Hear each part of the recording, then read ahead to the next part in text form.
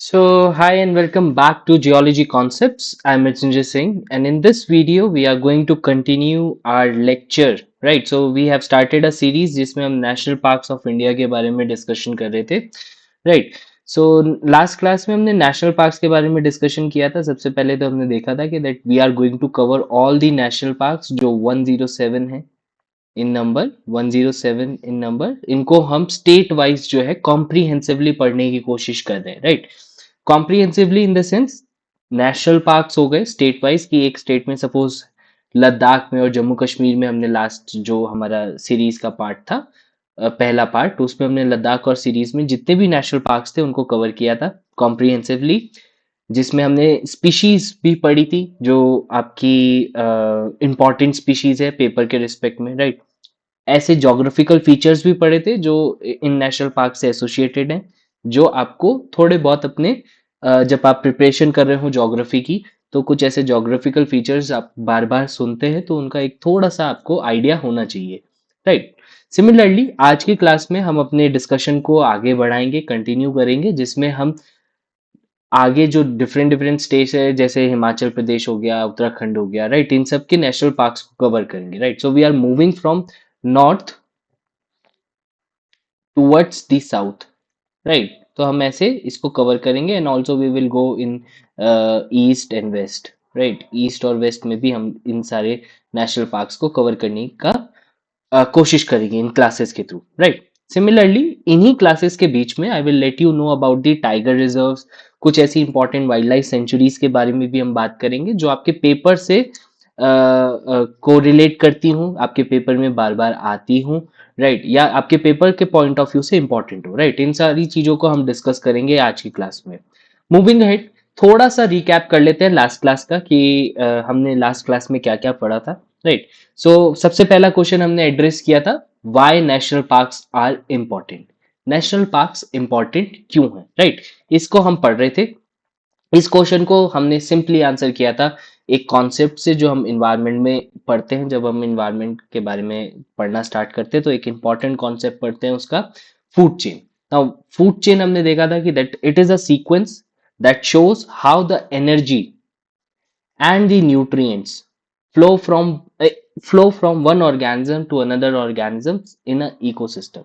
मतलब जो हमारे नेचर में आपको एनर्जी देखने के लिए मिलती है या न्यूट्रिएंट्स देखने के लिए मिलते हैं, वो कैसे एक ऑर्गेनिज्म से दूसरे ऑर्गेनिज्म में फ्लो करते हैं. अब फूड चेन के काफी सारे पार्ट्स भी हमने डिस्कस किए थे, जैसे हमारे प्राइमरी प्रोड्यूसर्स होते हैं, ग्रीन प्लांट्स हो गए. Right, so they take nutrients from the nature. ठीक है ना, जैसे प्लांट जो है वो वाटर इनटेक करता है. अगेन हम इसको थोड़ा सा रिवाइज कर रहे हैं, सॉइल से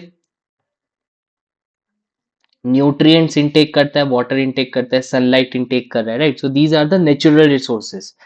प्लांट क्या है, प्राइमरी प्रोड्यूसर है. अब इन्हीं सारे न्यूट्रिएंट्स को ये कन्वर्ट कर देगा in the form of energy for the primary consumers. जो पहला स्टेज है जो इसके ऊपर डिपेंडेंट है, प्राइमरी प्रोड्यूसर्स के ऊपर डिपेंडेंट है, उसके लिए ये एनर्जी की फॉर्मेट में इन सारे न्यूट्रिएंट्स को कन्वर्ट कर देगा by the process of photosynthesis. Right, so हमने फोटोसिंथेसिस के बारे में छोटी क्लासेस में काफी ज्यादा डिस्कशन किया है. इसको हम बायो की क्लास में और थोड़ा डिटेल में समझेंगे, फोटोसिंथेसिस और उससे रिलेटेड इंपॉर्टेंट कॉन्सेप्ट्स जितने भी, कि कौन से सेल में होता है, क्या पिगमेंट होता है. Right, and so on and so fourth.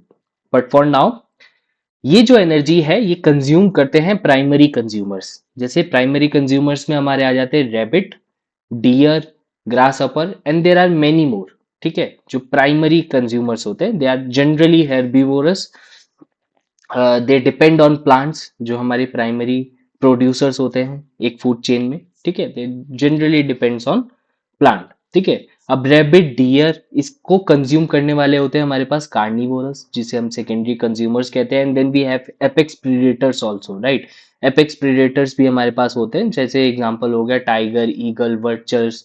Right, so these are the apex predators.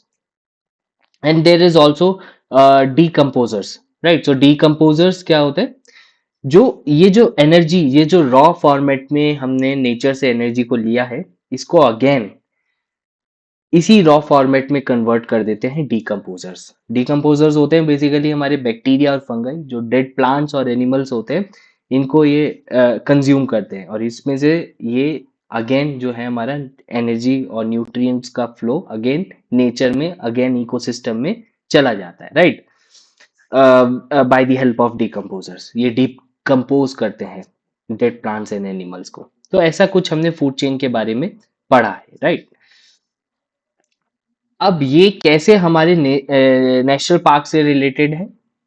इसका आंसर सिंपल सा ऐसा है कि ये जो फूड चेन है, इसमें हमें ये पता चलता है कि हर एक ऑर्गेनिज्म का, जैसे लास्ट क्लास में हमने एक एग्जांपल भी लिया था, हमने एक फॉरेस्ट का एग्जांपल लिया था, जिसमें हमने एक प्लांट, डियर और टाइगर से समझने की कोशिश करी थी फूड चेन को, राइट। तो फॉरेस्ट के एग्जांपल में हमने देखा था कि अगर आप प्लांट को हटा दें तो डियर और टाइगर्स जो है वो सरवाइव नहीं कर सकते, राइट। प्लांट्स नहीं होंगे तो डियर्स नहीं होंगे, डियर्स नहीं होंगे तो एपेक्स प्रीडेटर्स मतलब कि टाइगर्स की जो पॉपुलेशन है उस पे इफेक्ट पड़ेगा। वेयर एज हमारा जो डियर है एक फॉरेस्ट में, राइट, एक हमने एक हैबिटेट का एक बात करी, एक फॉरेस्ट की बात करी, एक छोटा सा हमने एक सैंपल लिया जिसमें हमने एक प्लांट को रखा, डियर को रखा और एक टाइगर को रखा।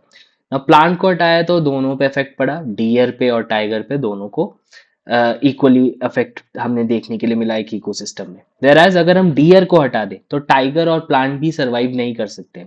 सो ये थोड़ा सा कॉमन सेंस है जो हमें लगाना है, राइट। देन और अगर हम टाइगर को हटा दें तो डियर का पॉपुलेशन जो है वो इंक्रीज कर जाएगा, which leads to the competition. एक हैबिटेट में डियर ही के बीच में ही कंपटीशन बढ़ जाएगा, और यहीं पे हमारा जो इकोसिस्टम है, इन्वायरमेंट है, वो डिसबैलेंस होना स्टार्ट हो जाएगा, because it leads to survival of the fittest, right.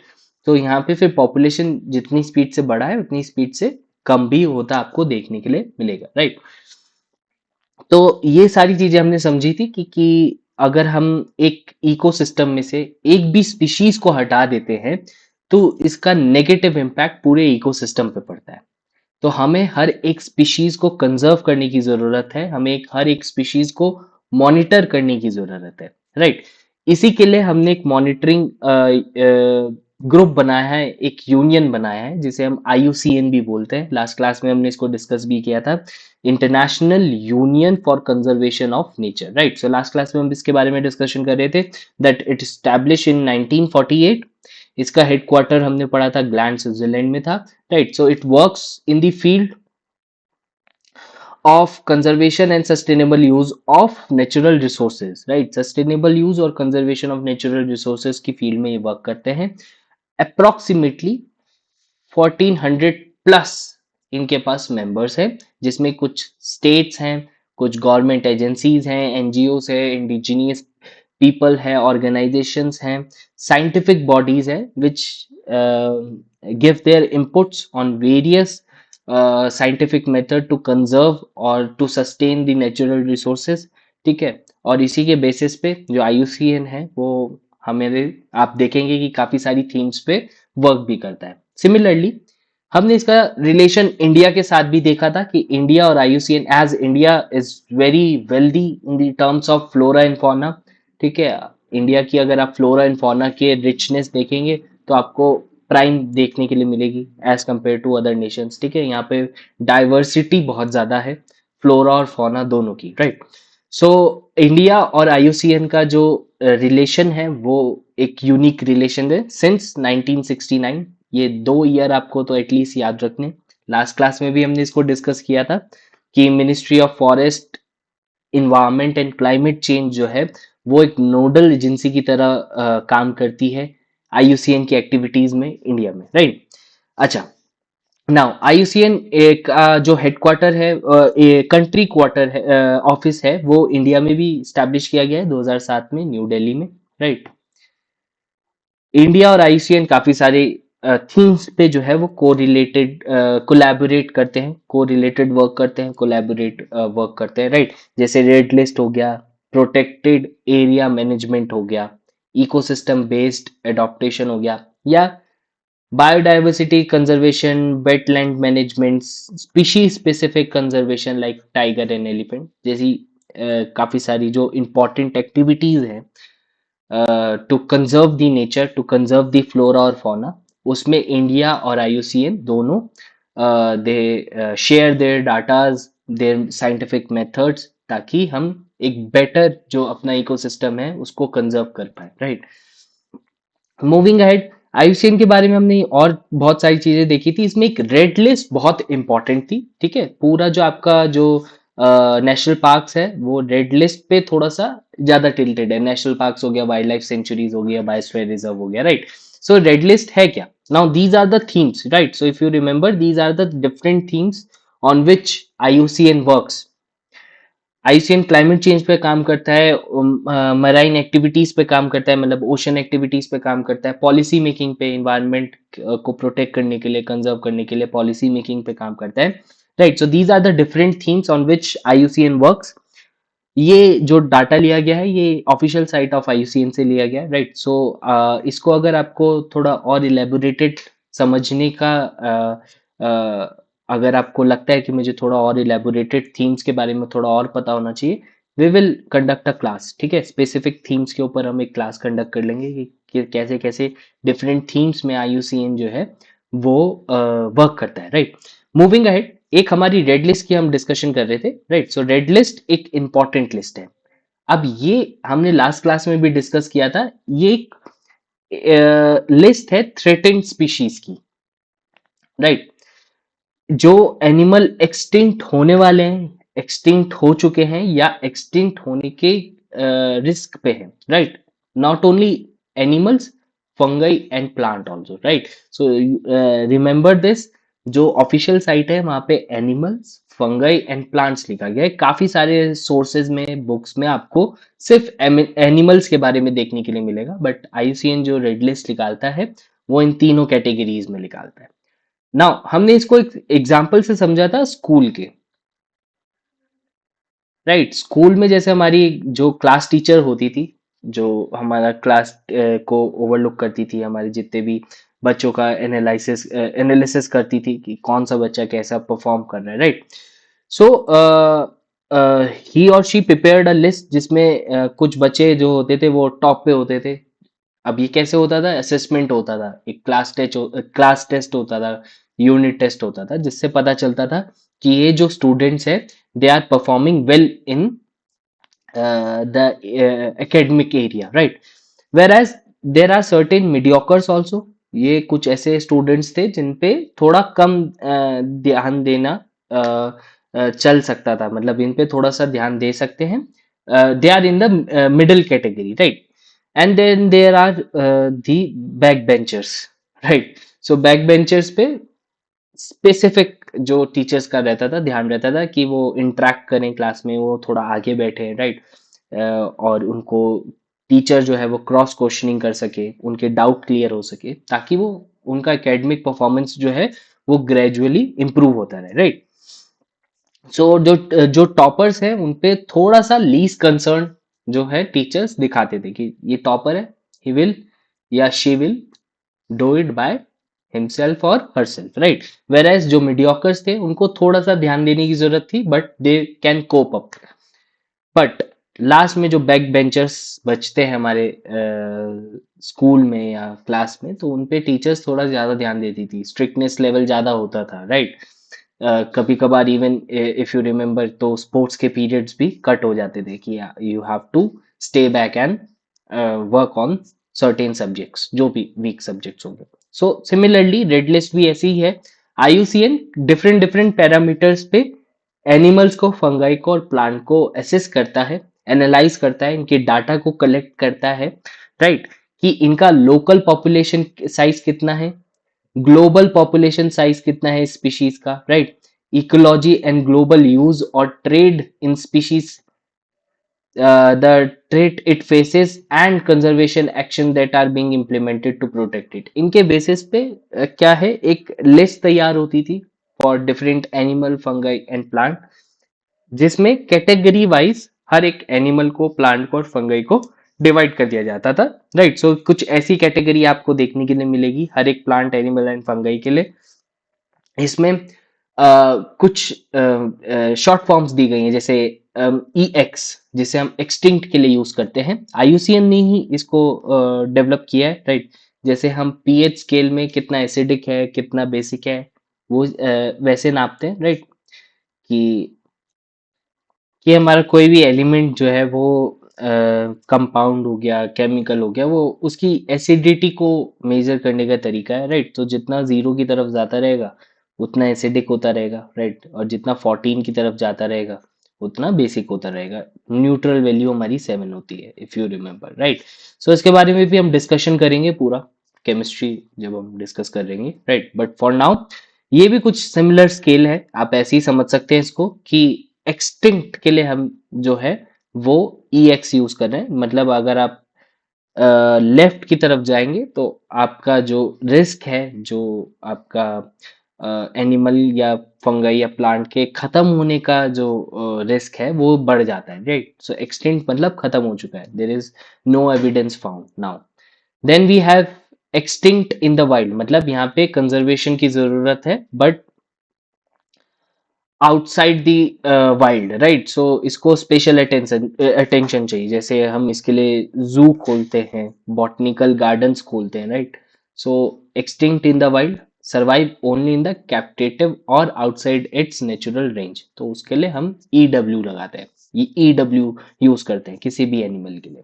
Then we have critically endangered. Now this is very important for your paper, आपको पता होनी चाहिए कि क्रिटिकली एंडेंजर्ड के लिए मतलब you can put more effort, ठीक है। यहाँ पे 90% अगर आप एफर्ट डालेंगे तो you can save that species, you can save that plant animal और fungi, right. So critically endangered is the most important species, right, जिस पे हमें फोकस करना चाहिए, जिसके लिए हमें मेजर्स लेने चाहिए। ऐसी हमने काफी सारी स्पीशीज पढ़ी भी थी, राइट। इफ यू रिमेम्बर हमने एक हंगुल पढ़ा था, कश्मीरी स्टैग जिसे बोलते हैं, अंगुर, right? Then we have endangered species, मतलब very high risk of extinction in the wild. Vulnerable species, ये सारी species हमने जब हम नेशनल पार्क्स पढ़ रहे थे तो उसके साथ साथ हमने कॉम्प्रिहेंसिवली कुछ इंपॉर्टेंट स्पीशीज के बारे में पढ़ा था, राइट। नियर थ्रेटेंड ऑल्सो, नीज कंसर्न हो गया, then data deficit not evaluated. So ये जो स्केल है वो अप्रोक्सीमेटली इसमें 9 जो है आपके पॉइंट्स है। मेन जो आपका जिस पे वर्क किया जाता है वो इस स्केल पे वर्क किया जाता है, जिसमें अप्रोक्स 7 जो आपकी यूनिट्स हैं, जैसे एक्सटिंक्ट हो गया, एक्सटिंक्ट इन वाइल्ड हो गया, क्रिटिकली एंडेंजर्ड हो गया, एंडेंजर्ड हो गया, वर्नेबल हो गया, nearly threatened, least concern, right. So इन पे थोड़ा बहुत वर्क आपको देखने के लिए मिल जाएगा। These categories helps in prioritising the conservation efforts globally. तो ये लास्ट क्लास में हमने देखा था।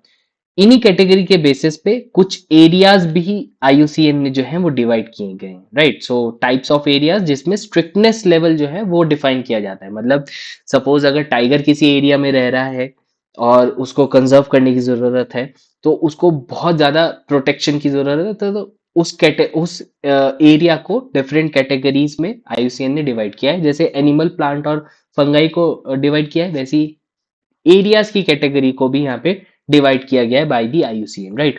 सो आप जितना नीचे जाते रहेंगे आपके जो स्ट्रिक्टनेस लेवल है वो कम होता चला जाएगा। आपको ध्यान क्या रखना है, नेशनल पार्क्स का ध्यान रखना है, दैट ये आईयूसीएन की कैटेगरी में सेकंड नंबर पे आता है।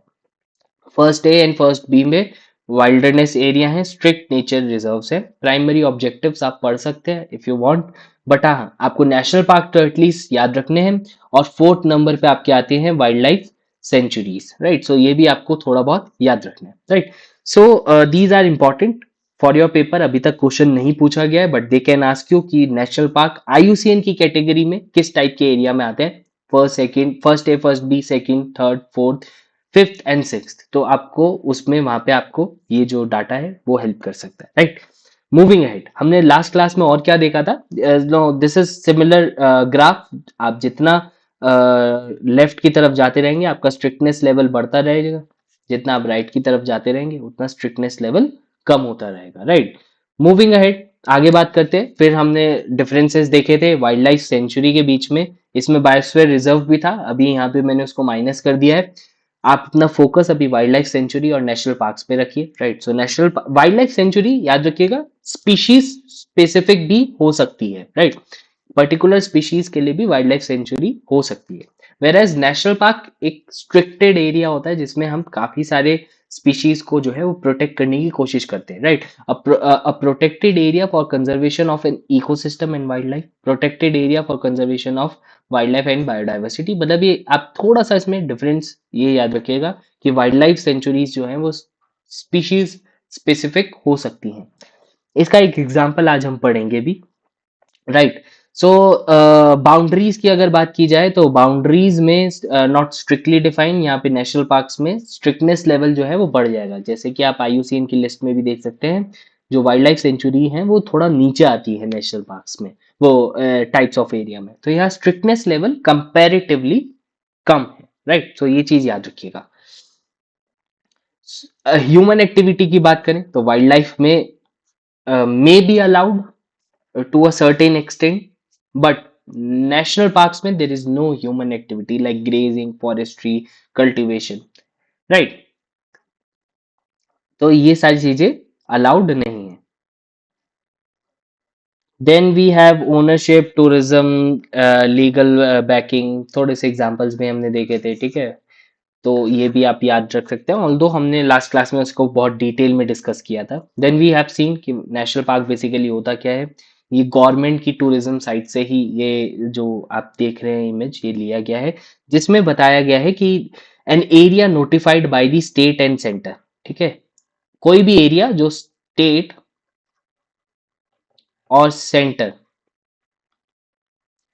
गवर्नमेंट जो है वो इस एरिया को नोटिफाई कर सकती है that this area is a national park by the reason of its ecological flora and fauna, geomorphological or zoological association or importance needed for the purpose of protecting and propagating or developing wildlife therein or its environment, right. So इनके basis पे किसी भी एक area को as a national park consider किया जा सकता है, बाय द स्टेट और सेंट्रल गवर्नमेंट डिक्लेयर किया जाता है जा सकता है, राइट। इसको ध्यान रखिएगा। अच्छा, एक क्वेश्चन ऐसा भी आ सकता है, वाइल्ड लाइफ सेंचुरी से आप वाइल्ड लाइफ सेंचुरी को आप नेशनल पार्क बना सकते हैं, वेयर एज अगर अब मैं बात करूं नेशनल पार्क को वाइल्ड लाइफ सेंचुरी बनाने की तो it is not possible, right. सो ये भी ध्यान रखिएगा।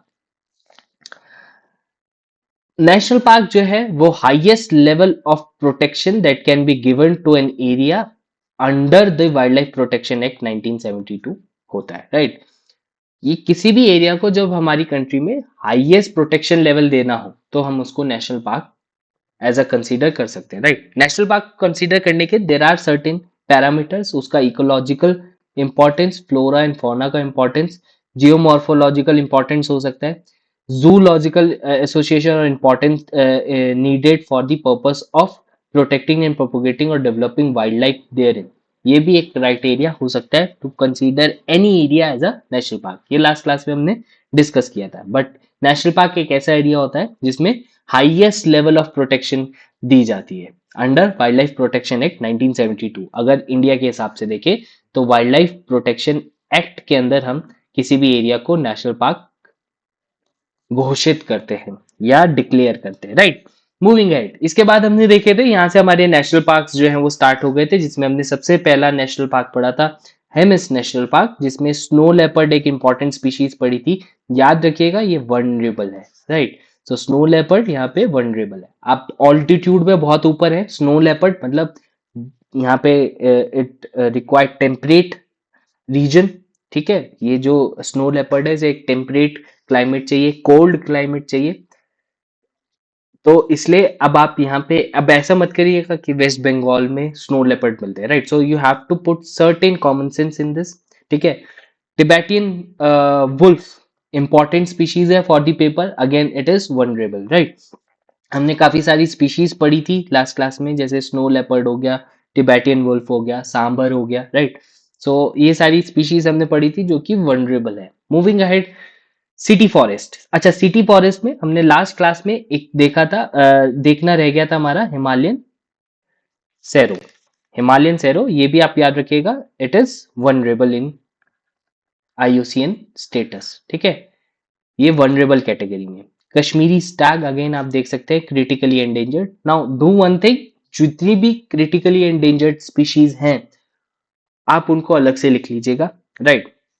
जितनी भी वनरेबल स्पीशीज हैं आप उनको अलग से लिख लीजिएगा, एंडेंजर्ड स्पीशीज को और नियरली थ्रेटेंड स्पीशीज को। अगर आप इनकी भी कैटेगरीज बना लेंगे और एक दो बार अगर आप रिवाइज कर लेंगे सोने से पहले या सुबह उठ के, then this topic will be stick in your mind till the paper, right? At least paper तक आपको ये चीजें याद रहने वाली है, राइट। सो कश्मीरी स्टैग याद रखिएगा। सिटी फॉरेस्ट हमने पढ़ा है, देखिए लद्दाख में एक ही नेशनल पार्क है हमारे पास, हेमिस नेशनल पार्क, राइट। ये भी याद रखिएगा, लद्दाख में एक ही नेशनल पार्क है। नाउ वी आर इसके बाद सारे जितने भी हमने नेशनल पार्क पढ़े थे लास्ट क्लास में, वो सारे हमने कहाँ के पढ़े थे, जम्मू कश्मीर के। श्रीनगर में सबसे इंपॉर्टेंट नेशनल पार्क है Salim Ali national park, right. यहाँ पे आपको कश्मीरी स्टैग देखने के लिए मिलता है, हिमालयन मोनाल देखने के लिए मिलती है, राइट। लीस्ट कंसर्न कैटेगरी में है, बर्ड है। एक हिमालयन सैरो लास्ट क्लास में हमारा रह गया था, इसको भी ऐड कर लीजिएगा। वनरेबल इसका स्टेटस है, अगर IUCN स्टेटस देखें तो वनरेबल है, राइट। मूविंग एड, ऐसे ही हम कॉम्प्रिहेंसिवली आने वाली क्लासेस में भी अगर इनसे रिलेटेड कोई और इंपॉर्टेंट फैक्ट होगा तो हम उसको डिस्कस करेंगे, right. Moving ahead, Dachigam national park. Now इसके बाद हमने पढ़ा था Dachigam national park. Dachigam national park में हमने एक बड़ी थी येलो बिल्ड ब्लू मैकपी, एक और बर्ड थी जिसे हम लीस्ट कंसर्न की कैटेगरी में देखते हैं, राइट। दाचिगम नेशनल पार्क आपको कहाँ देखने के लिए मिलेगा, अगेन श्रीनगर में। 10 विलेजेस याद रखिएगा, दाचिगम 10 विलेजेस कहाँ है, ये जम्मू कश्मीर में है, right. So don't mark it in Himachal Pradesh और उत्तराखंड। दाचिगम आपको कहाँ देखने के लिए मिल रहा है, जम्मू कश्मीर में, राइट। सो इसलिए हम स्टेट वाइज इसको पढ़ने की कोशिश कर रहे हैं ताकि आपको आइडिया रहे कि कौन सा नेशनल पार्क किस स्टेट में पड़ता है, राइट। तो कभी कभार यूपीएससी में आपको स्टेटमेंट वाइज क्वेश्चन भी दे देता है, कभी आपको दाचिगम हटा देगा, right. So they do not mention Dachigam, ये आपको ऑप्शन में देगा कि select the following from the above description, right. तो वहां पे आपको दे देगा this national park is name literally stand for 10 villages, right. तो आपको बताना होगा कि इसमें से कौन सा जो है वो ये नेशनल पार्क हो सकता है। तो दाचिगम के लिए आप एक ये थोड़ा सा याद रखिएगा, right. So it is important, Jammu Kashmir में आपको देखने के लिए मिलेगा। मूविंग अहेड, इसके बाद हमने देखा था काजीनाग। काजीनाग नेशनल पार्क जिसमें हमने इंपॉर्टेंस बारामूला में आपको देखने के लिए मिलेगा। बारामूला जो डिस्ट्रिक्ट है जम्मू कश्मीर का, वहां पे काजीनाग नेशनल पार्क आपको देखने के लिए मिलता है। स्क्रू हॉर्न गोट यहाँ पे इंपॉर्टेंट स्पीशीज है। मरखोर जिसे हम बोलते हैं, राइट, नियरली थ्रेटेंड है IUCN स्टेटस अगर देखें, right. White bellied musk dear, ये भी क्या है, एंडेंजर्ड है, यहाँ मिलता है ऑल्सो। ये जो व्हाइट बेलीड मस्क डियर है ये आपको उत्तराखंड में ज्यादा देखने के लिए मिलते हैं, राइट। बट यहाँ पे काजीनाग में भी सी, इनको थोड़ा सा टेम्परेट रीजन चाहिए, ठीक है। यहाँ पे ठंड का इलाका इन्हें थोड़ा सा ज्यादा चाहिए, ठीक है। तो ये जो स्पीशीज हैं आपको ठंडे क्षेत्रों में भारत के वहां देखने के लिए मिलेंगी, mostly in northern direction, right. तो ये याद रखिएगा। और बहुत सारी स्पीशीज हैं यहाँ पे, ऐसा नहीं है स्नो लेपर्ड नहीं मिलता है, बट हाँ स्नो लेपर्ड आप देख सकते हैं कि आपको पता होना चाहिए कि इसका IUCN स्टेटस क्या है, राइट। मूविंग अहेड, आगे हमने बात करी थी किश्तवाड़ नेशनल पार्क भी था हमारा, किश्तवाड़ डिस्ट्रिक्ट में ही पड़ता है। यहाँ पे हिमालयन तहार देखा था हमने, तहर, तहार, राइट। आप इसे जैसे भी प्रोनाउंस करना चाहें। हिमालयन तहर जो है वो नियरली थ्रेटेंड स्पीशीज है, राइट। ये थोड़ा सा यहाँ पे आप इसको करेक्ट कर लीजिएगा। मारखोर और हिमालयन तहर, मारखोर जो है हमारा नियरली थ्रेटेंड है, right. So this these two are nearly threatened. Then we have snow leopard which is also, snow leopard जो है हमारा वनरेबल है, right. So these species are vulnerable in IUCN category. Marwa river याद रखिएगा sir, Marwa river एक important river हमने पढ़ी थी, किश्तवाड़ नेशनल पार्क के अराउंड, राइट। मूविंग हेड, इसके बाद हमने देखा था कि कैसे हमने सारे जो जम्मू कश्मीर और लद्दाख के जितने भी नेशनल पार्क्स थे उनको पढ़ा था। साथ ही साथ हमने देखा था कि पीर पंजाल, ग्रेटर हिमालय, जास्कार, लद्दाख, काराकोरम, ये रेंजेस कैसे डिवाइडेड है और इनके बीच में कैसे ये नेशनल पार्क्स जो हैं वो ब्यूटीफुली फिटेड है, राइट। सो काजीनाग हो गया, Kazinag national park. City forest, Salim Ali भी जिसे बोला जाता है, दाचीगम, 10 विलेजेस याद रखिएगा।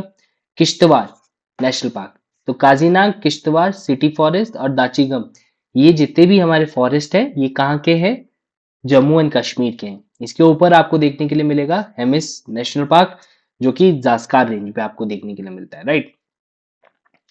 मूविंग अहेड, आगे बात करते हैं। अब हम जम्मू कश्मीर कर चुके हैं, लद्दाख कर चुके हैं, जम्मू कश्मीर कर चुके हैं। अगर हम बात करें तो यहाँ पे हमने हेमिस पढ़ा, राइट, साथ साथ लिखते चलिए। तो यहाँ पे आपने दाचीगम पढ़ा, किश्तवाड़ पढ़ा, right, Kazinag, also Salim Ali, city forest, city forest जैसे आपने इंपॉर्टेंट जो हमारे नेशनल पार्क्स हैं उनके बारे में आपने यहाँ पे डिस्कशन किया, राइट। मूविंग अहेड, बात करते हैं आगे। अब हम बात करेंगे हिमाचल प्रदेश की, राइट। सो हिमाचल प्रदेश को थोड़ा सा जूम इन करके देखते हैं। हिमाचल प्रदेश में अगर आप देखें तो सबसे पहले आपको साउथ, नॉर्थ टू साउथ आपको पता होना चाहिए कौन कौन से इंपॉर्टेंट नेशनल पार्क है हमारे पास, ठीक है। तो सबसे पहले है आपको कौन सा याद रखना है, Indra Kila national park, right. Indra किला के बाद ये जो आप ये यहाँ पे देख रहे हैं ये नेशनल पार्क यहाँ पे मिस हो चुका है इसका नाम, ठीक है। ये है खीर गंगा,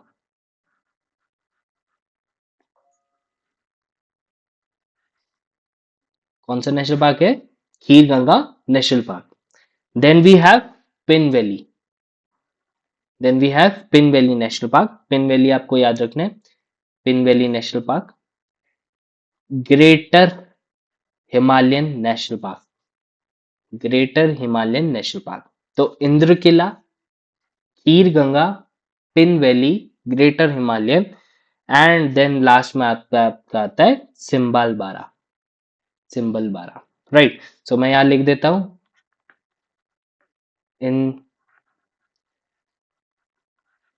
इंद्र किला, इंद्र किला के बाद आपको याद रखना है खीर गंगा,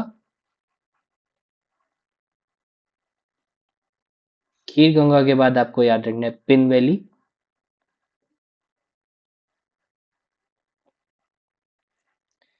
पिन वैली के बाद आपको याद रखना है ग्रेटर हिमालय,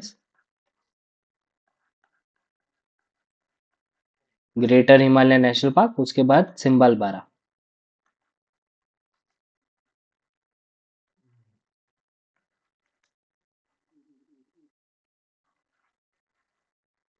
राइट। तो ये सारे आपको याद रखने, Indra Kila, Kheer Ganga, Pin Valley, greater Himalaya national park और सिंबल बारा, राइट। मूविंग अहेड, अब आपको ये थोड़ा सा मैप पे इमेजिन करना है, ठीक है। तो हमने हिमाचल प्रदेश में देख रहे हैं, सबसे पहले इंद्र किला देखा हमने, then we have seen Kheer Ganga, देन उसके बाद आपका पिन वैली, उसके बाद आपका आ जाएगा greater Himalaya, at last you will find symbol बारा,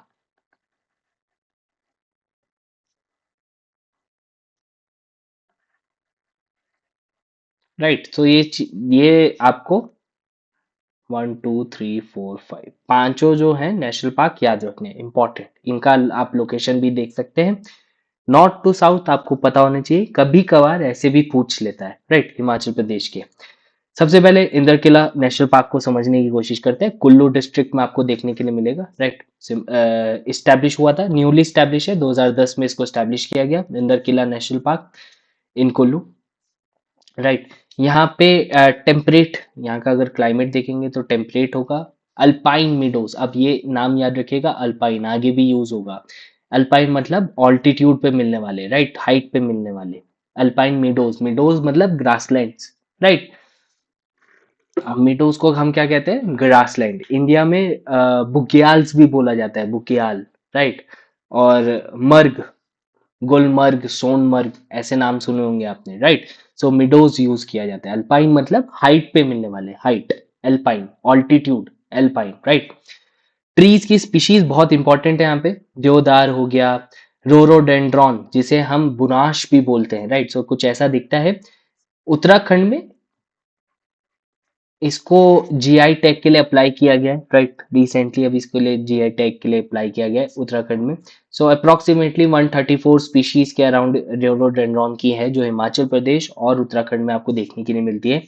मेजॉरिटी इसका जो है वो उत्तराखंड में आपको देखने के लिए मिलता है, ठीक है। वहां पे इसका बुरांश जो है वो जूस भी बनाया जाता है। एंड इसका जो नेचर होता है, जो इसका जो तासीर जिसे हम बोलते हैं, राइट, सो वो ठंडा होता है, right.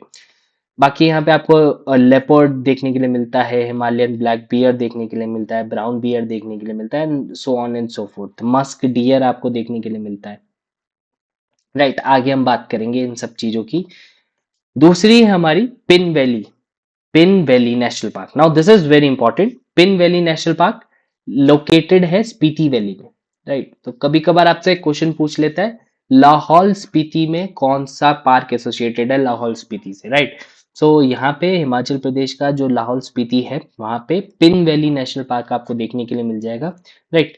Pin valley national park. अच्छा, also it is a part of cold desert biosphere reserve, right. So आपसे कोई पूछ ले, देखिए अभी नॉर्थ में है, नॉर्थ में है मतलब ऊपर की तरफ है, हिमाचल प्रदेश में, हिमाचल प्रदेश के नॉर्थ में है, राइट।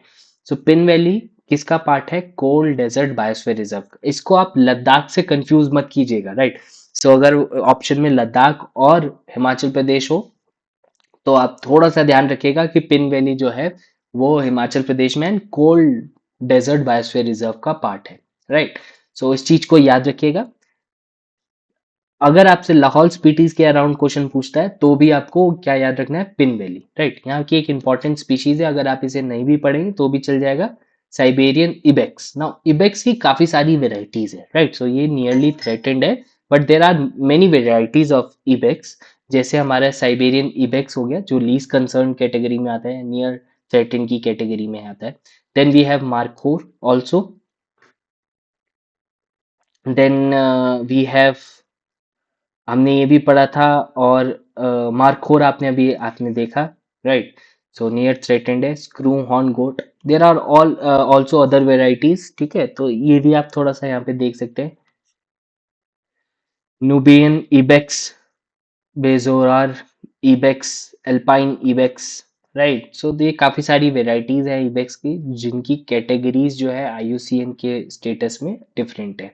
तो इंडिया में आपको याद रखिए, एक साइबेरियन इबेक्स और एक स्क्रू हॉर्न गोट जो हम देखते आए हैं, मरखोर या मारखोर, वो भी इसके साथ आपको एसोसिएटेडली पढ़ना है। Moving ahead, okay. So next we have the Himalayan, great Himalayan national park, जिसे हम शॉर्ट फॉर्म में ऐसे भी लिखते हैं, GHNP, right. Great Himalayan national park, it is a very important national park. ये कुल्लू डिस्ट्रिक्ट जो है हिमाचल प्रदेश का, वहाँ पे आपको देखने के लिए मिल जाएगा, राइट। इससे कई सारे फैक्ट्स जो हैं, वो कुछ इंपॉर्टेंट फैक्ट्स हैं जो आपको पता होने चाहिए। That this park was added in UNESCO list of world heritage site in 2014। 2014 में इसको यूनेस्को की वर्ल्ड हेरिटेज साइट में भी ऐड किया गया था। क्यों? Because of the outstanding significance for biodiversity conservation, right. एक और इम्पॉर्टेंट फैक्ट है इसमें, तीर्थन रिवर जो है वो इस नेशनल पार्क के से होके गुजरती है, राइट। सो ये हमारी जो रिवर है Tirthan, which is the tributary of Beas. Beas आपने पढ़ी होगी, राइट। इंपॉर्टेंट है, आप इसको मार्क कर लीजिएगा। यूनेस्को वर्ल्ड हेरिटेज साइट का जो ये फैक्ट है ये इंपॉर्टेंट है, राइट। ऑल्सो यहाँ पे कुछ इंपॉर्टेंट स्पीशीज मिलती है, जैसे Himalayan brown bear. Himalayan brown bear का अगर आप आईयूसीएन स्टेटस देखें, यहाँ पे मेंशन नहीं है, बट ये क्रिटिकली एंडेंजर्ड स्पीशीज है, ठीक है। इसको नोट कर लीजिएगा, अभी हम बहुत इंपॉर्टेंट स्पीशीज पढ़ रहे हैं, Himalayan brown bear, right. We also have Himalayan tahr hare, ठीक है। हम इसको पहले भी पढ़ चुके हैं, हिमालयन तहर को, यहाँ पे भी मिलता है। सी कुछ स्पीशीज ऐसी हैं जो जिनका हैबिटेट जो है वो कोल्ड एरियाज के बीच में है और माउंटेन रीजन के बीच में है। तो आपको ये याद रखना है, ठीक है।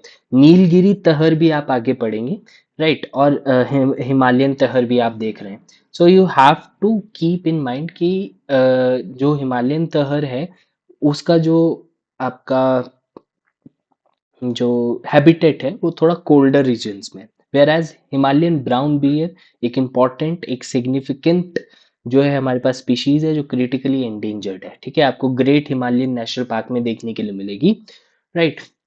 तीर्थन रिवर जो ब्यास की जो ट्रिब्यूटरी है ये याद रखिएगा, ये यहाँ से होके गुजरती है। बाकी यहाँ पे स्नो लेपर्ड आप जानते ही हैं, स्नो लेपर्ड हमने वर्नेबल इसकी आईयूसीएन स्टेटस देखे थे, तो वर्नेबल में इसको कैटेगराइज किया गया है by the IUCN, right. Snow leopard हो गया, हिमालयन ब्राउन बियर हो गया, मोनाल हम पढ़ चुके हैं, राइट। हिमालयन तहर हम देख चुके हैं, मस्क डियर, वैसे तो ये उत्तराखंड में हम पढ़ेंगे मस्क डियर, बट ये इन रीजन्स में भी मिलता है, ठीक है। ऐसा नहीं है कि बाउंड्रीज जो हैं, स्टेट की जो बाउंड्रीज हैं वो ह्यूमंस ने बनाई है, राइट। पॉलिटिकल डिवीजन है बाउंड्रीज जो हम हिमाचल प्रदेश देख रहे हैं, उत्तराखंड देख रहे हैं, but for the animals they are equal, right. Moving ahead, आगे बात करते हैं हमारा सिंबल 12, ठीक है। सिंबल 12 हमारा सिमोर डिस्ट्रिक्ट ऑफ हिमाचल प्रदेश में आपको देखने के लिए मिल जाएगा। इंपॉर्टेंट नेशनल पार्क है अगेन। अगर आपको कभी कभी कभार आपसे क्या करते हैं यूपीएससी में, they give you national park in the options, और वो आपको जो क्वेश्चन है वो ऐसा फ्रेम करेंगे, कुछ कैरेक्टरिस्टिक्स लिख देंगे, जैसे अभी हमने ग्रेट हिमालयन नेशनल पार्क के बारे में पढ़ा, वैसे ही सिंबल 12 के बारे में भी कुछ ऐसे इंपॉर्टेंट फैक्ट्स हैं जिससे आप इसके बारे में पता लगा सकते हैं। जैसे ये पोंटा, जो पोंटा साहब आपने सुना होगा, राइट, उत्तराखंड और हिमाचल के बीच में पड़ता है। पोंटा साहब एक वैली है, राइट। तो पोंटा साहब की वैली में आप ये लोकेटेड है ये symbol 12, right district. The Simbal Bara National Park of in Himachal Pradesh lies among the state border with Haryana, mainly with the vegetation. अच्छा ये याद रखने से, यहाँ पे कैसा वेजिटेशन आपको देखने के लिए मिलेगा, साल फॉरेस्ट, साल फॉरेस्ट, डेंस साल फॉरेस्ट। ये एक कैरेक्टरिस्टिक भी है कि हम तेराई वाले रीजन में अब एंटर कर रहे हैं, राइट। सो हम माउंटेन से उतर चुके हैं और तेराई के रीजन जो हैं हमारे इंडिया के, द ग्रेट प्लेन्स, उन रीजन्स में अब हम एंटर कर रहे हैं धीरे धीरे, ठीक है। यहाँ पे आपको काफ़ी सारी वेराइटीज़ देखने के लिए मिलती है स्पीशीज़ की। लेपर्ड हो गया, सांबर इसमें से इम्पॉर्टेंट है। आईयूसीएन स्टेटस क्या है, वनरेबल अगेन। तो एक आप लिस्ट बना सकते हैं वनरेबल स्पीशीज़ की, एक आप क्रिटिकली एंडेंजर्ड स्पीशीज़ की लिस्ट बना सकते हैं। These are the two most important. And इनके साथ साथ अगर आप एंडेंजर्ड स्पीशीज को भी अगर आप लिख लेंगे, then it will also help you in the paper, right. तो सांभर यहाँ पे आपको देखने के लिए मिलेगा प्रोमिनेंटली, इसको याद रखिएगा कुछ, ठीक है, ऐसा देखने के लिए मिलता है। सिमोर डिस्ट्रिक्ट जो है वहां पे आपको symbol 12 national park Himachal Pradesh का देखने के लिए मिल जाएगा। पोटा साहब, राइट। सो ये कुछ इंपॉर्टेंट फैक्ट्स हैं about the symbol 12 national park. Moving ahead, अब बात करते हैं, हमने अभी तक हमने देख लिए हैं सारे national parks of Himachal Pradesh, right. तो हमने पहले सबसे पहले पढ़ा इंदर किला, फिर pin valley, great Himalayan national park पढ़ा, सिंबल 12 पढ़ा, राइट। ये सारे इंपॉर्टेंट नेशनल पार्क्स को हमने देखा। इसके बीच में हमने एक इंपॉर्टेंट नेशनल पार्क पढ़ा था खीर गंगा, खीर गंगा नेशनल पार्क को भी मत भूलिएगा, राइट। खीर गंगा नेशनल पार्क एक बार आपको मैं दिखा देता हूँ, पिन वैली से थोड़ा सा ऊपर पड़ता है आपको Kheer Ganga national park, Kheer Ganga national park, right. Moving ahead, अब बात करते हैं आगे उत्तराखंड की। Now we will start studying about the Uttarakhand. अगर किसी को समझ नहीं आ रहा है तो उत्तराखंड आप ये देख सकते हैं, ये उत्तराखंड है, राइट। हमने लद्दाख कंप्लीट कर लिया है, we also have completed Jammu and Kashmir. Himachal Pradesh में हमने पांच जो है नेशनल पार्क्स के बारे में पढ़ा। सबसे पहले हमने इंदर किला को देखा, then we have seen Kheer Ganga, फिर हमने पिन वैली नेशनल पार्क के बारे में पढ़ा, राइट। इनकी इंपॉर्टेंट स्पीशीज या इनसे रिलेटेड जितने भी इंपॉर्टेंट फैक्ट्स थे उनको देखा, right. Great Himalayan national park के बारे में हमने पढ़ा। We also have studied about symbol 12, right. UPSC में आपसे नॉर्थ टू साउथ का सीक्वेंस भी पूछ सकता है, right. So north to south भी ये याद रखना है आपको कि सबसे पहले इंदर किला पड़ा था, then Kheer Ganga, Pin valley, great Himalayan national park, फिर सिंबल बारा, राइट। सिमिलरली अब हम उत्तराखंड, ये जो हमारा राज्य है, जो 2000 में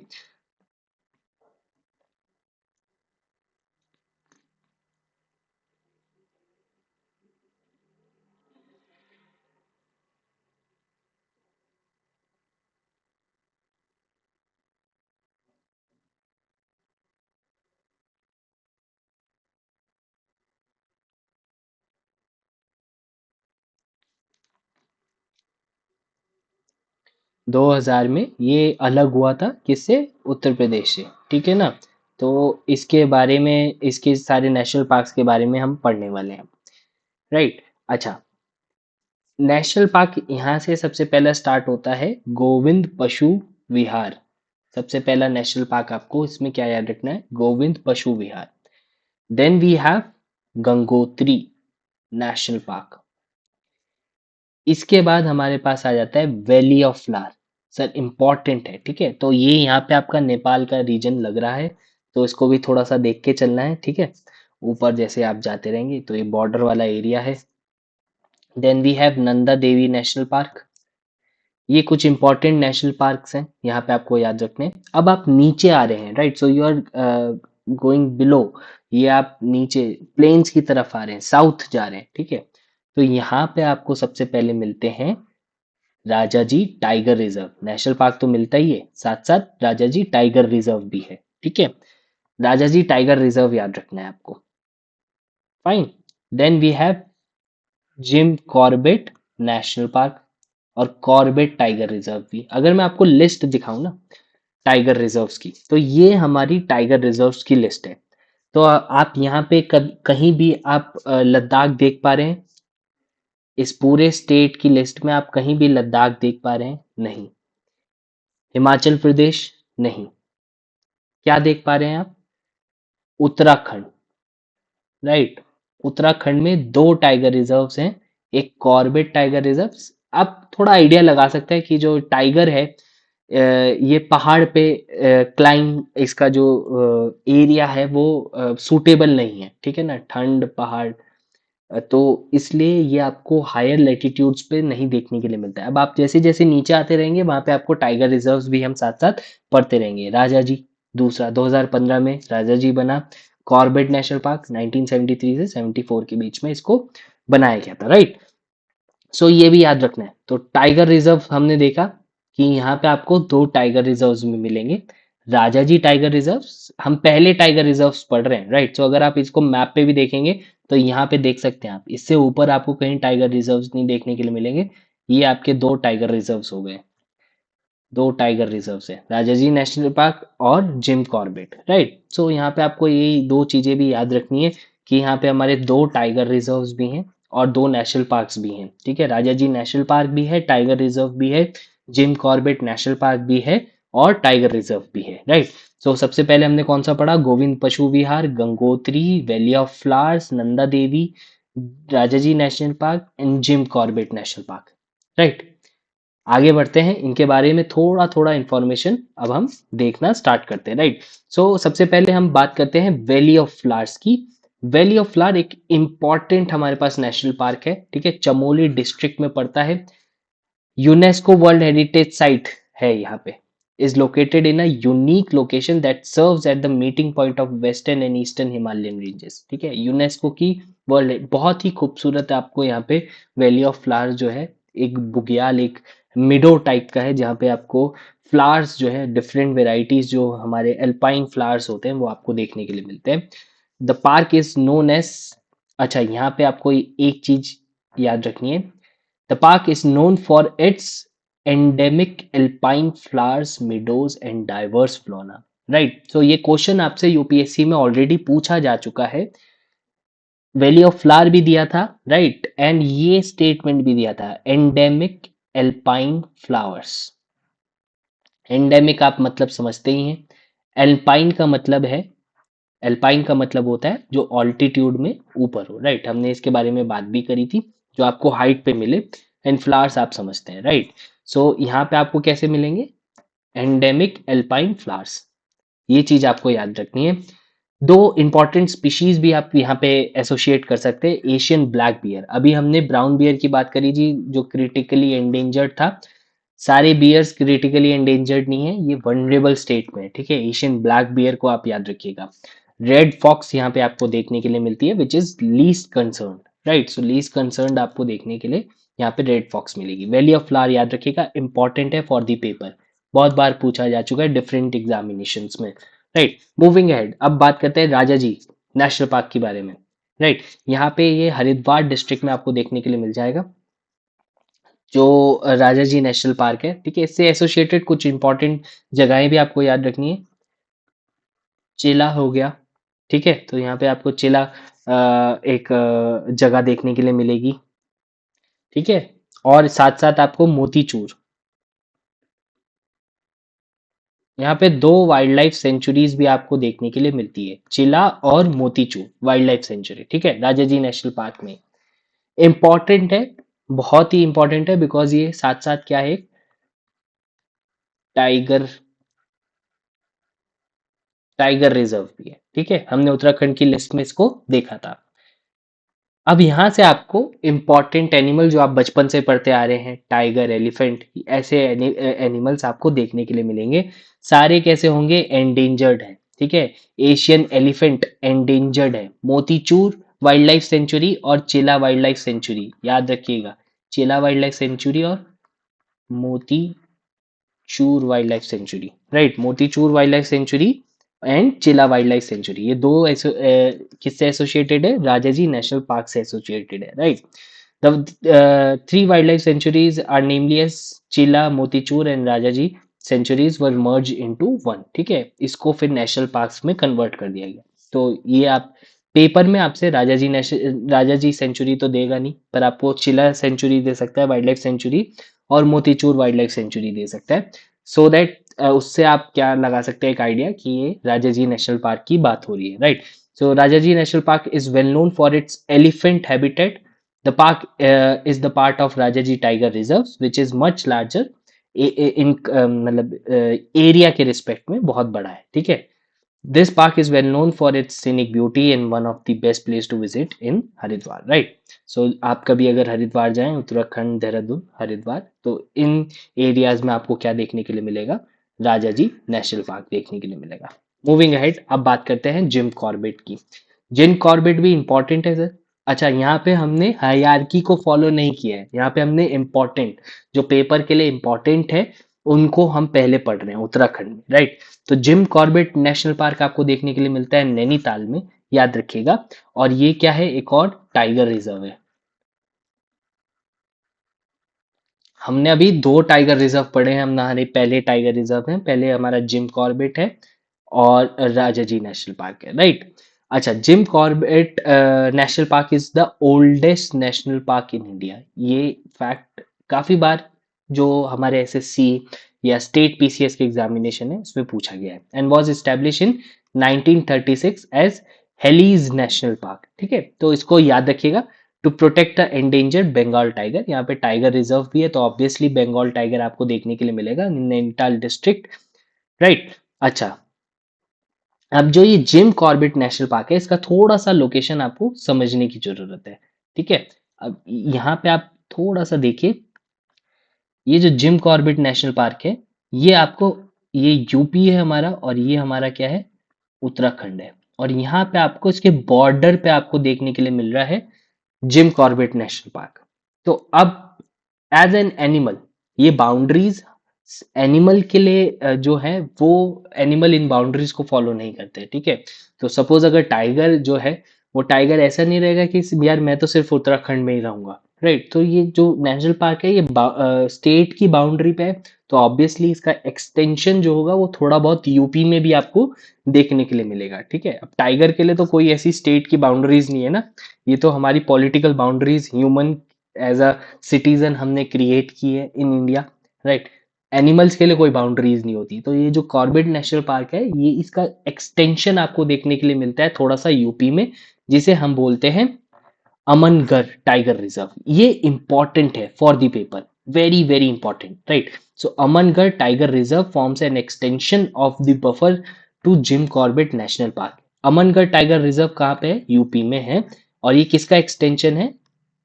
कॉर्बेट नेशनल पार्क का एक्सटेंशन है।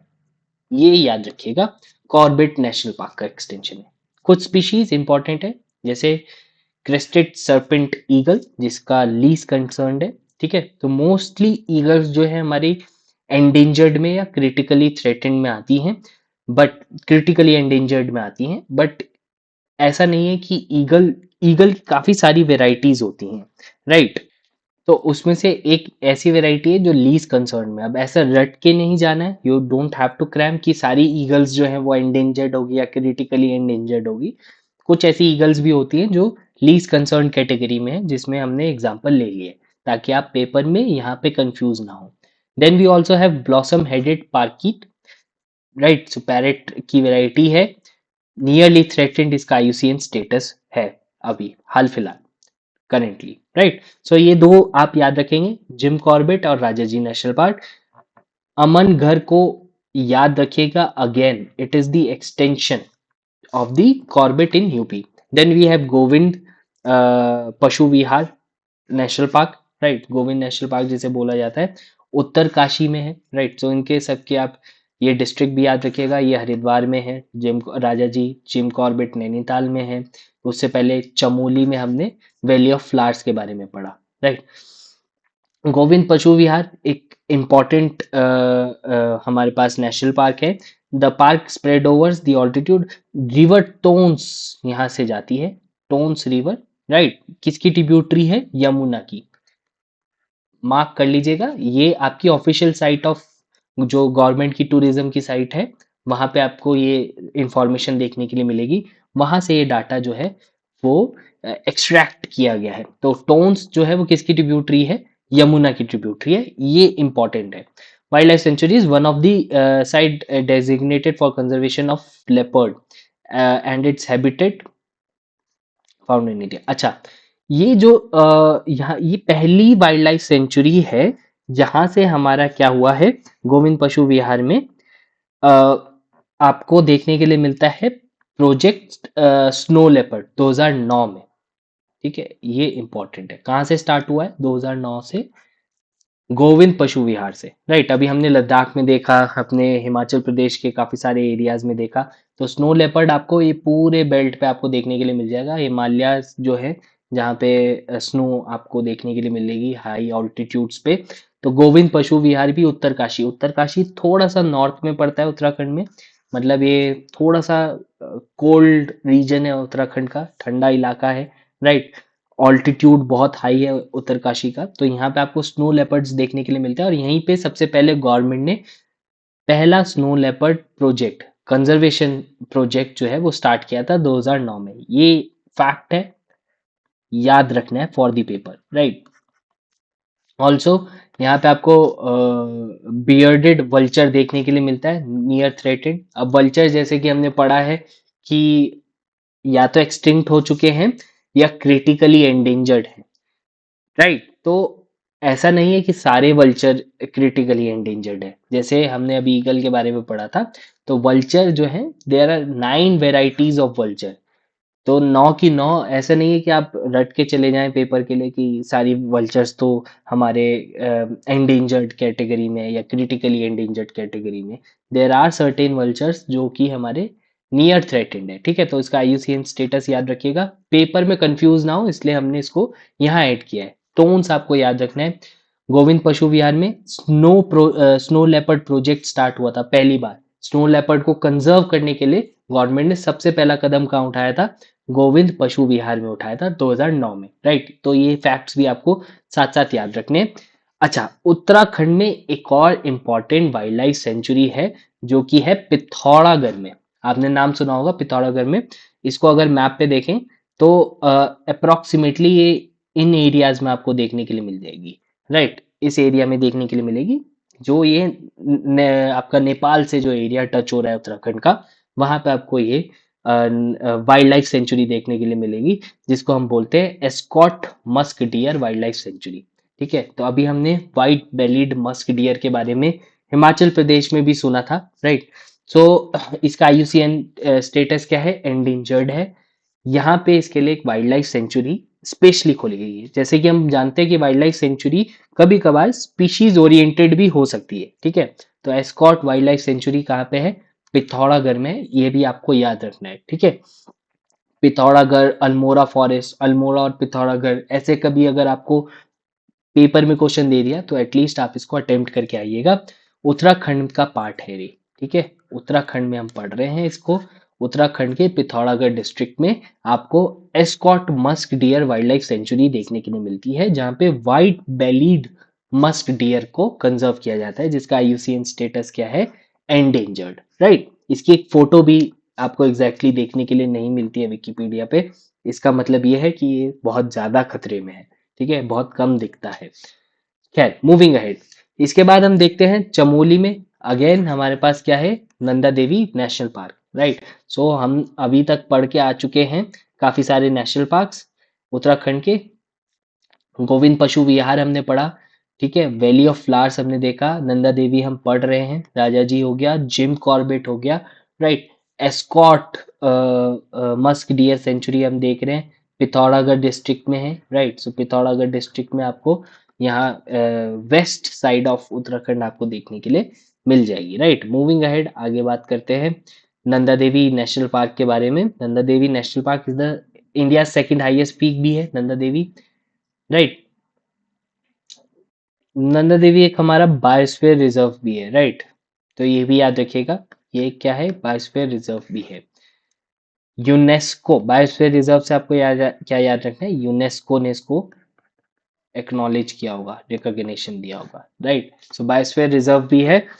यहाँ पे कुछ इंपॉर्टेंट स्पीशीज मिलती है जिसके बारे में हम पहले भी बात कर चुके हैं, जैसे मस्क डियर हो गया, सैरो हो गया, राइट। तो सैरो हमारी कैसी स्पीशीज है, आप ये कमेंट सेक्शन में बताएंगे। सैरो जो है हमारा कैसा है, एक वनरेबल स्पीशीज है, राइट। वनरेबल स्पीशीज है। हिमालयन तहर हो गया, स्नो लेपर्ड हो गया, right. So these all are discussed earlier, जो इसमें से इंपॉर्टेंट स्पीशीज है। ब्राउन बियर को याद रखिएगा। मूविंग हेड, बात करते हैं गंगोत्री नेशनल पार्क की। Gangotri national park again Uttarkashi में। उत्तरकाशी में आपने और कौन सा नेशनल पार्क पढ़ा है, आप उसको कमेंट सेक्शन में लिखिएगा, right. Gangotri national park is one of the most prominent high altitude wild life sanctuary also, ठीक है। इज द होम ऑफ, अच्छा, गंगोत्री अपने आप में बहुत इंपॉर्टेंट प्लेस है। यहाँ पे भागीरथी से हमारी जो है, भागीरथी रिवर निकलती है। अलकनंदा से एक रिवर निकलती है, राइट। भागीरथी रिवर निकलती है गंगोत्री से, और अलकनंदा रिवर निकलती है हमारी कहाँ से, सतोपंथ ग्लेशियर से, राइट। कहाँ से निकलती है, सतोपंथ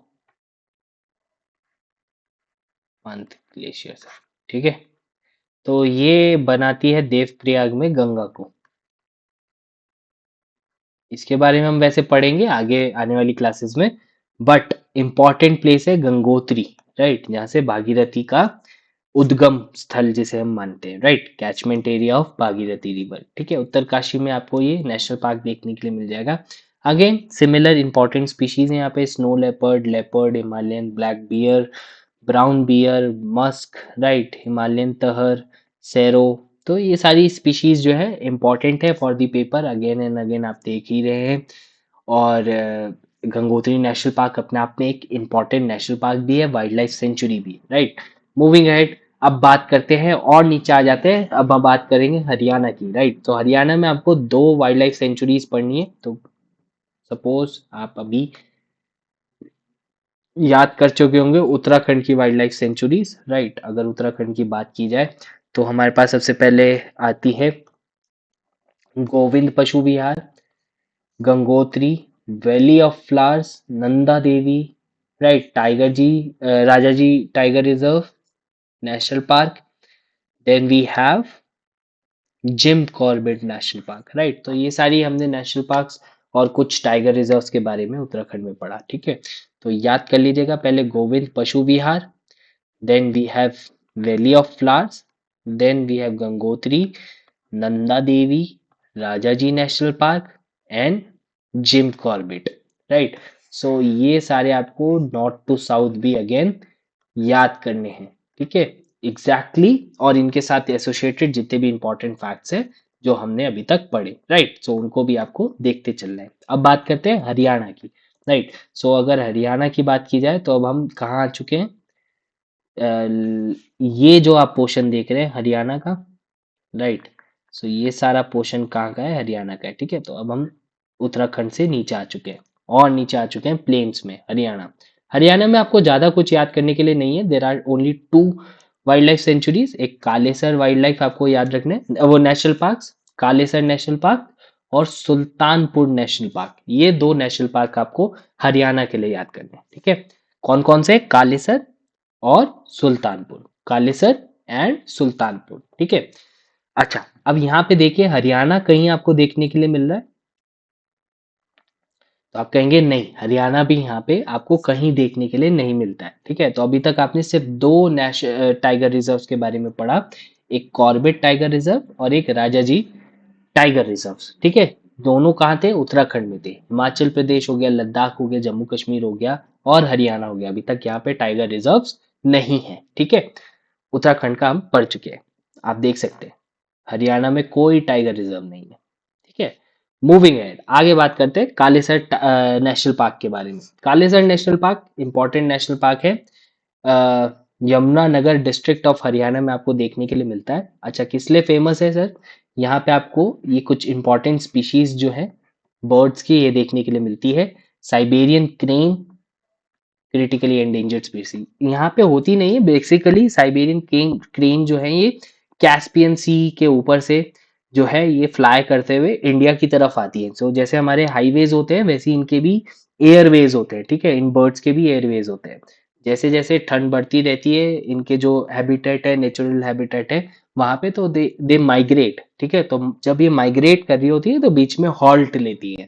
तो एक इंडिया में कहाँ कहाँ हॉल्ट लेती है? एक हरियाणा में कालेसर नेशनल पार्क, राजस्थान में आपको कई जगह देखने के लिए मिल जाएंगी, ठीक है। तो साइबेरियन क्रेन, इसका कंजर्वे आईयूसीएन स्टेटस क्या है? क्रिटिकली एंडेंजर्ड, ये याद रखना है।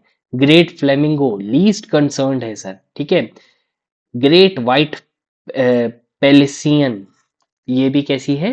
लीस्ट कंसर्न्ड है। बाकी और भी चीज यहाँ पे स्पीशीज देखने के लिए मिलती है, जैसे सांबर हो गया, स्पॉटेड डियर हो गया, ब्लू बुल हो गया, elephant, right, and so on and so fourth. Elephant का आईयूसीएन स्टेटस याद रखिएगा, एंडेंजर्ड। टाइगर का एंडेंजर्ड, ठीक है। तो ये याद रखिएगा एलिफेंट और टाइगर के,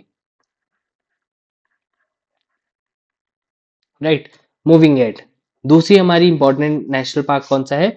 Sultanpur national park. Sultanpur national park Gurugram district of Haryana में आपको देखने के लिए मिलता है, ठीक है। सुल्तानपुर डिस्ट्रिक्ट में भी आपको क्या याद रखना है? यही बर्ड्स आपको थोड़ा बहुत सुल्तानपुर डिस्ट्रिक्ट में भी आपको यहाँ पे माइग्रेटरी बर्ड्स जो है वो देखने के लिए मिल जाएंगी, राइट। Sultanpur district is located close to Delhi, ये इसका एक इंपॉर्टेंट फैक्ट है, तो ये भी याद रखिएगा। Close to Delhi, Gurgaon district of Haryana. Around 90 species of migratory birds arrive here during winters and some during summers as well, ठीक है। तो माइग्रेटरी बर्ड्स का एक स्टॉपेज पॉइंट है। जैसे आप अगर किसी भी बस रूट से, जब आप बस से ट्रेवल करते हैं, बहुत बड़ा रूट होता है, तो बस जो है बीच में हॉल्ट लेती है, वैसे ही जो ये हमारी जो बर्ड्स हैं ये भी जब बहुत बड़े बड़े रूट्स ट्रेवल करती हैं, ठीक है, कैस्पियन सी से, और ये जाती हैं different different part of the world में, तो ये बीच में क्या लेती है? अलग अलग जगह हॉल्ट लेती है, राइट। तो उसमें गुरुग्राम जो है, कालेसर और सुल्तानपुर, ये जो दो हमारे पास नेशनल पार्क्स हैं, यहाँ पे बर्ड्स जो है वो आके रेस्ट करती है, जिनको माइग्रेटरी बर्ड्स भी बोलते हैं, राइट। सो यहाँ पे भी आपको सिमिलर याद रखना है, बट यहाँ की थोड़ा बहुत दूसरी वेराइटीज भी है, जैसे इंडियन फॉक्स आपको देखने के लिए मिलती है, ठीक है। ब्लू बुल देखने के लिए मिलता है, राइट। बेयर हेडेड गोज देखने के लिए मिलते हैं, and so on and so fourth. इनके आईयूसीएन स्टेटस आप चेक कर सकते हैं। इसमें से अगर कोई क्रिटिकली एंडेंजर्ड या एंडेंजर्ड निकलता है, वनरेबल निकलता है, राइट, सो उनको आप अपनी लिस्ट में ऐड कर सकते हैं, राइट।